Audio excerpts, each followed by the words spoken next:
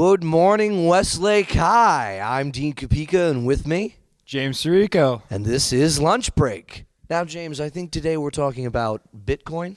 Yes, Dean, we are talking about Bitcoin, and I just want to explain it real quick before, we start to get into talking everything. That would be best. I hope so. So anyway, Bitcoin's, the cybersecurity where you put real money into fake money, or you could take the fake money into the real money. And then that's how you could, use it with stocks. You could buy cars with it if you really want. You could buy your groceries with it. Oh, really? Yeah. Oh. Bacardi, how you doing, John? I'm good. How you guys doing? Doing pretty good, James. I'm doing good. I'm doing good. How are you, Dean? I'm doing pretty good. That's Can't nice. complain. All right. John, we're here to talk about Bitcoin, and we're wondering if, well, first of all, do you know what Bitcoin is? I do. Okay. Do you think it's a smart investment? In our opinion, we don't think it's necessarily the smartest thing to do. But how do you feel on this whole entire situation? I personally do think that it's a smart investment because Wrong. now, there's more things like all over that's being sold and purchased with cryptocurrency.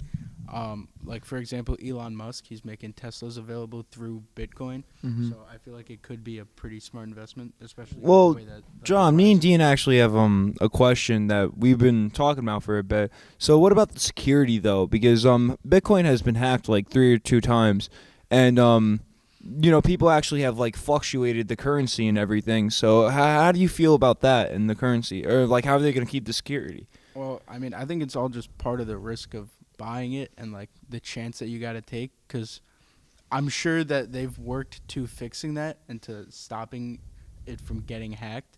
And so it's kind of like the stock market where it'll fluctuate by itself. So I feel like it's just like a risk that you got to take. Damn. Well, Dean, we did touch up on the stock market and the risks We you got to did. take. Well, the stock we agreed market- with that. The stock market, in my opinion, is a lot less risky because it's actually back. It's actually this. Well, yeah, because John, tangible thing. you know how they have people studying the stock market, and its numbers posted every single day and everything. And Bitcoin is this anonymous, random thing where you could just transfer money to this person, to this person, to this person, and like people could create different accounts and transfer money and change the stock and everything and make it cater to them so they have more currency. So I don't know. I feel like it's you could play around with it a lot more, and that's bad. It's not really monitored like the stock exchange, Yes, I agree. It's not something that's tangible. In the stocks, you're using your money, you're investing your money, you're getting out money. But in Bitcoin, it's this. It's still your money because you have to buy the Bitcoin.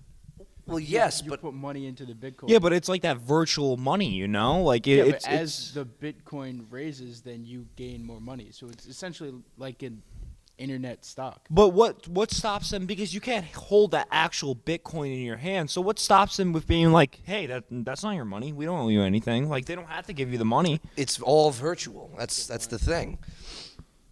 Well, thank you very much for the interview, John. With us on our next interview is Alice Warford. Alice, how you feeling today? I'm feeling very good. Very good. I'm feeling amazing. James, how are you feeling today? I'm feeling good. You're all there? Yeah. You're all there checking everything out? Hopefully. Yeah, hopefully. But Alice, today our main topic of discussion is Bitcoin. Where do you stand on it? Do you even know what Bitcoin is? I have no idea. I really don't either. All right. Well, I'll give you and Dean the rundown, even though I just kind of talked about it with Dean for 30 minutes, but whatever. Anyway, so Bitcoin's this thing where you use cyber currency and you take real money and then you transfer it over to like kind of fake money. I'm going to use that in heavy quotations.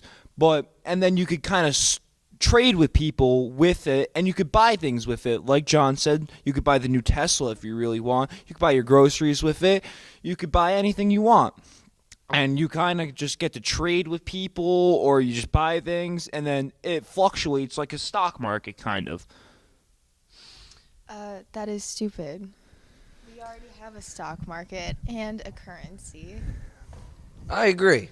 What's the point in having something else less tangible with more risk involved if there's more risk? I just don't see the All right, Dean. necessity to Well, it. I'm going to play devil's advocate now because, we got to strike up some conversation.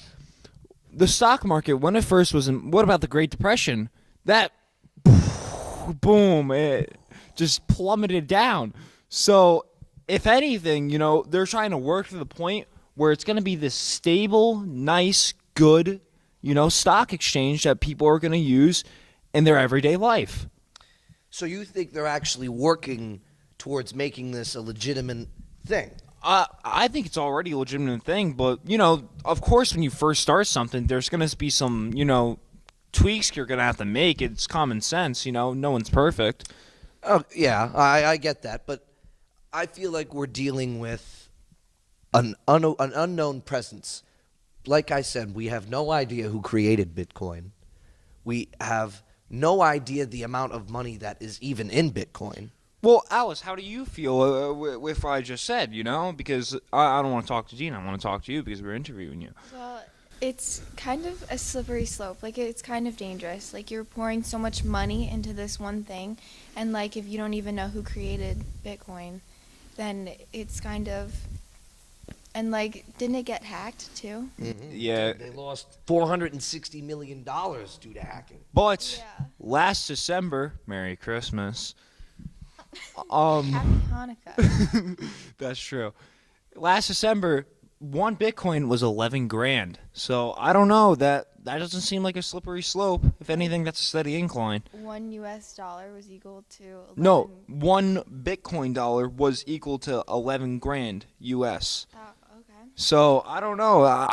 Me personally, I would want to take that risk. And some people actually have gotten rich off of it. Like young kids too. Well,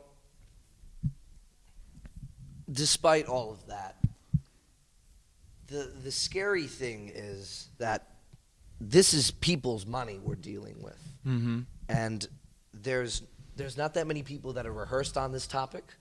There's not that many people that know anything about Bitcoin. I really don't even know much about Bitcoin.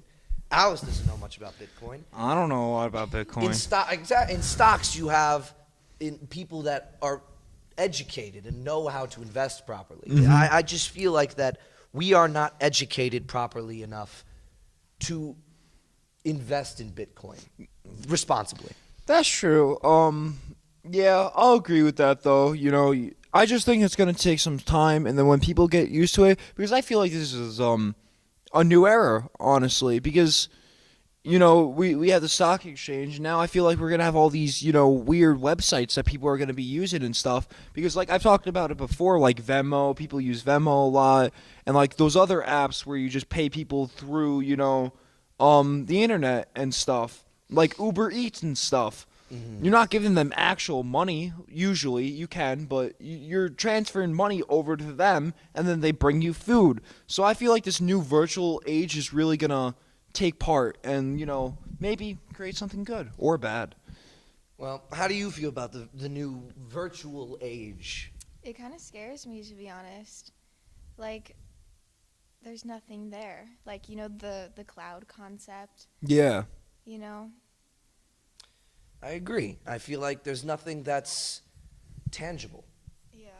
You have, it's all It's out there. It's not something you could This- physically like grab, and I feel like that's going to be a big problem because especially if like when technology enhances, people are going to get better with it too, like hacking and everything. So like that's going to put us in security too, and like that might cause problems too. I don't know. And, like, what happens when we lose everything? Like, if something happens and all of our money is gone, like, it's not gonna be good. Exactly. What happens when the internet goes out? What are we going to do then? We rely too much on the internet and the cloud, and that's, in my opinion, is what's going to destroy us. But I digress. Alice, do you have any final comments for this interview? I loved being here. It was an honor and a pleasure. And until next time. Until next time, this has been Lunch Break. I'm your host, Dean Kapica, and with me, James Sirico. Goodbye. bye-bye.